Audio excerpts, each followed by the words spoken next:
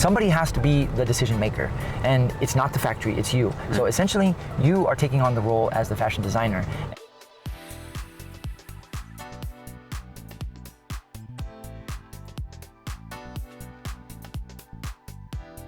In short, factories, they will help you with design, but remember, factories make things, they don't design things. Most factories do not have a proper fashion designer on staff.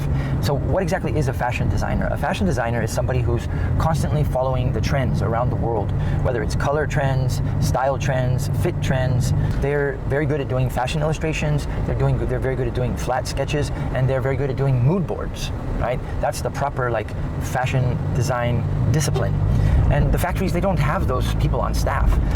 If you don't hire a fashion designer because you're just not at that point in your business, somebody has to be the decision maker, and it's not the factory, it's you. So essentially, you are taking on the role as the fashion designer, and at some point, the factory's just gonna tap out. They're just gonna be like, you know what, we've helped you out as much as we can, but now you just need to make a decision. What color do you want? What type of button do you want? You know, there's maybe 20 different decision points.